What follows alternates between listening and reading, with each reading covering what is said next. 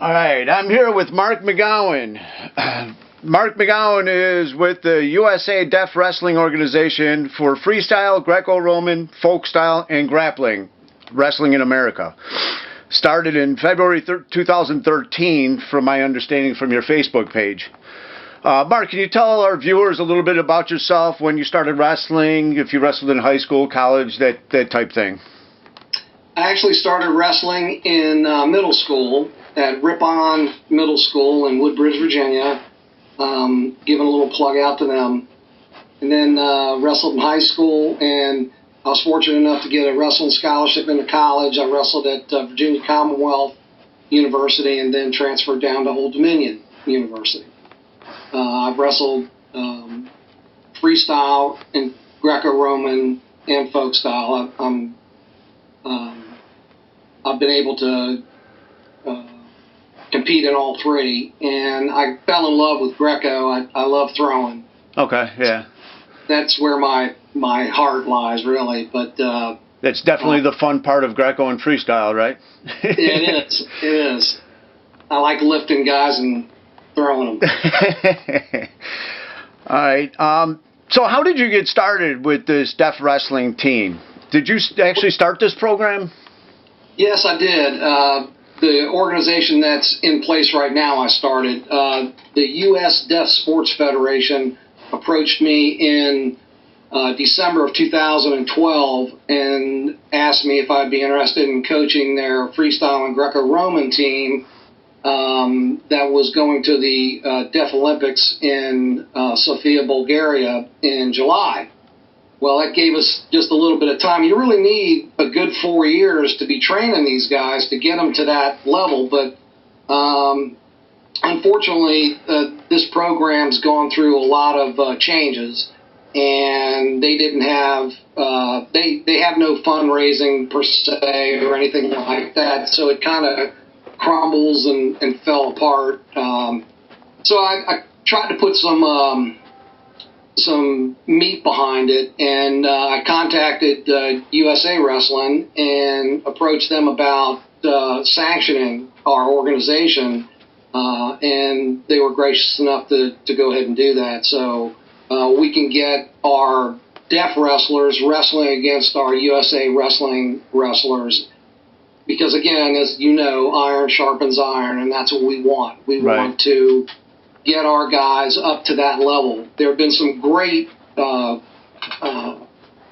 wrestlers in the past. Matt Hamill, Vito Grasso, who actually went on to the WWE and wrestled professionally, and the list goes on. But it seems that the organization just never gelled and never seemed to get together. So, enough was enough, and these young men and women needed a place to be able to go and train and go to that next level, and that's hopefully what we're providing for them.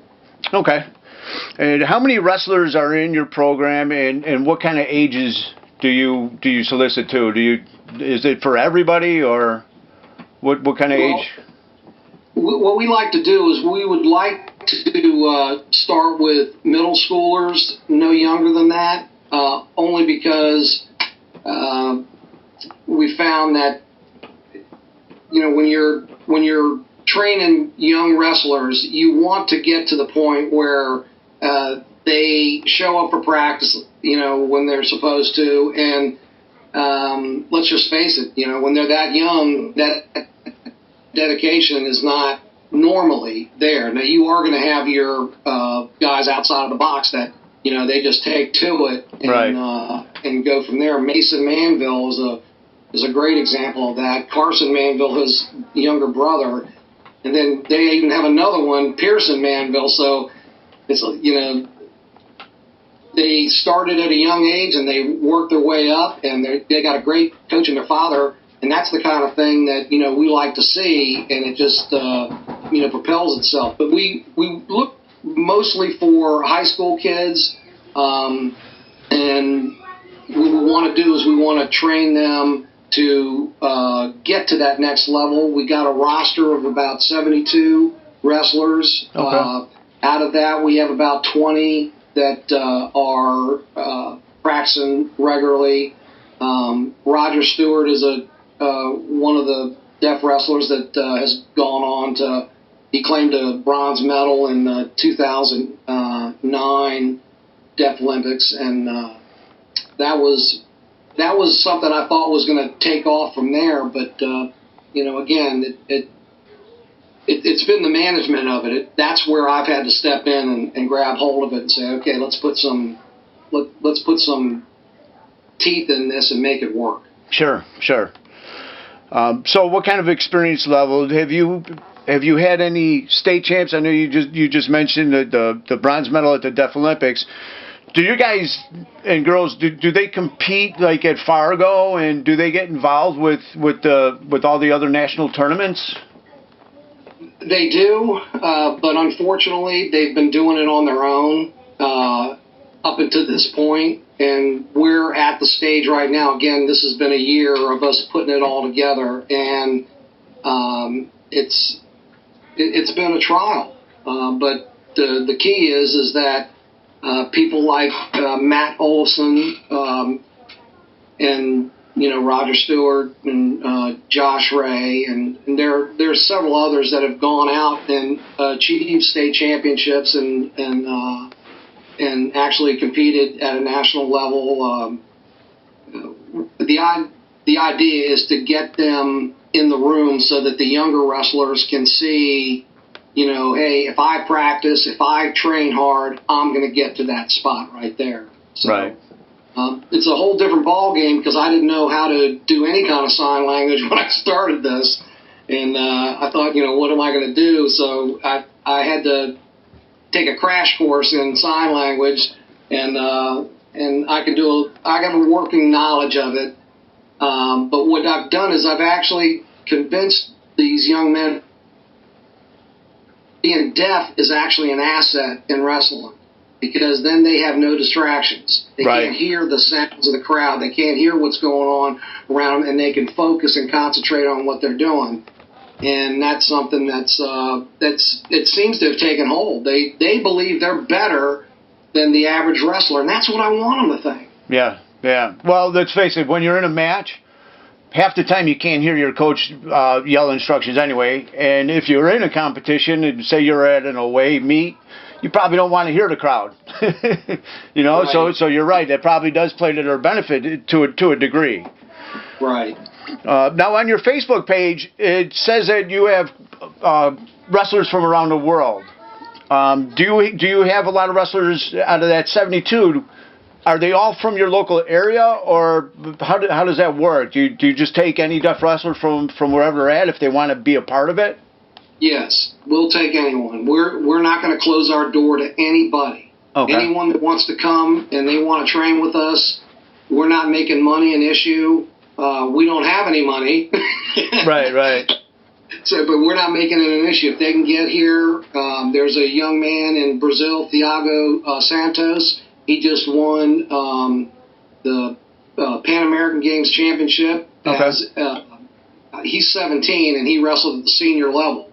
And he went out there and he beat their national champion. So he's somebody that, we want to get him here on a regular basis and train him with us full time. Sure. And that we're working on that actually to make that happen. I've been talking to Rob Herman out at the OTC in Marquette, and he's the head coach out there, and about getting this kid out here so that we can train him full time. Okay. And for any viewers that don't know, OTC is the Olympic Training Center. Just throw that out there so any of our viewers, if they don't know what that means. So what are some of the biggest challenges when you're coaching your deaf wrestlers in a match, say? Is there any unique challenges to that?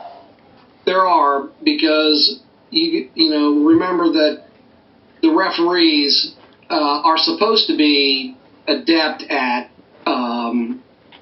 officiating a deaf wrestler. So it's not supposed to be an issue. But as you know, we're human, and they are going to make mistakes. My job is to make sure they don't make mistakes. Sure. So after I train them, I tell them that when we walk out to go mat side, at that point in time, right there, I'm leading them out.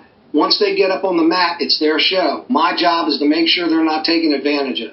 Okay. And that's what I do. Okay. So what are some of your short-term goals, like say this season, next season? What we'd like to do is increase our numbers. We'd like to be able to raise enough funds so that we can end up traveling with our better wrestlers to take them to tournaments so that they can wrestle on an equal footing with everybody else. And along with that, to establish a year-round training regimen for them, where I can keep an eye on what's going on with them. I'm a silver level coach that just went out and finished my criteria for my gold level. I'm waiting to get awarded that. I'll be the 53rd gold level coach. Okay. And that's something that I take very, very seriously, the aspect of nutrition, the way they rest, and their training. It's something that I can't emphasize enough, that if you're going to get out there on the mat, you've got to incorporate all these things, not just, if you're just training and you're a Maserati, but you put, maple syrup in the gas tank, it ain't running. Right. That's a good analogy. All right, how about some of your longer-term goals, say 5-10 years down the road? We have been training at a local high school, would eventually like to get to the point where we have a place where we can train at a regional Olympic training site continuously, expand our numbers. We need more women involved. We'd like to have more women come out and train with us. Do you have any women now? Is there any women wrestlers now that train with you? Two. Okay. Two, but not on a regular basis either. Again, it's a logistics situation, since we'll take anybody from across the country. It's them coming to me so that they can train here. Okay. All right. Do you have any wrestlers that you're anticipating to go to the Olympic trials for 2016? Yeah, I've got I've been working with Roger Stewart and with several other wrestlers. We got about 5 that are on the bubble. Okay. And that if they continue going the way they're going, they should be able to compete. Roger's already been there. He's competed at that level. We're planning on taking him to the New York Open in November and seeing how he does up there. Okay. Again, it comes down to making everything gel. Sure. So what are some of your more immediate needs that the wrestling community can help you out with? Well, probably fundraising for one, right? Yeah, it is. You hate to even bring that up, but unfortunately everything revolves around money, and that's one of them, so that we can be able to travel to these different venues so that we can compete and so that we can train. I'd like to take the guys over and the girls overseas. I'd like to go to Bulgaria, some of these countries that that's all they do is wrestle and compete there and train there. Sure, and like we spoke last week, True Wrestling Insider is going to try to do as much as it can to help you out too with fundraising. And Jim Brown is right now, he's doing a walk in October for wrestling's past, present, and future, and he's going to donate a quarter of the funds from that to True Wrestling Insider and our sponsorship program. So.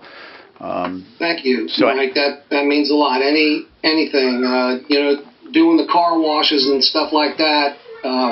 Unfortunately, that you're putting a Band-Aid on a gaping wound. We gotta get in there. And the big thing is we formed a 501c3, so we're not for profit. Okay. And we've contacted different corporations to see if they can, donate our way. I talked to Rich Meadows with IBM, and they're seeing what they can do. We have different people that we've been in contact with, and we're, it's it's a persistence game there too. But it just doesn't seem like there's enough hours in a day. Because I'm one guy trying to do this, and it's. Oh, you need some help. Yeah, and as far as long-range goals are concerned, I'd like to also, add 2 other coaches. We've got Jack White and Terry Waters, both who are outstanding coaches. Terry Waters, who was deaf and can communicate very well, and I knew him from Fort Defiance High School when I was out in Stanton, Virginia. And he did an outstanding job, was coach of the year. That it just goes on and on, the level of commitment for that guy. So he's somebody that we absolutely would drag right, well, we wouldn't have to drag him. I think he'd come. Yeah, and Terry Waters is a very active member in the Wrestling Insider, our closed group. So I know he just had Ed Ruth as a clinician at one of his camps this summer. Great guy. Yeah. So you were just telling me before we started filming that you just got done with a project, a technique video or training video. Can you talk a little bit about that? Yes, I'm very excited about this. We just finished filming the 7 basic skills of wrestling, and we did it so that the hearing impaired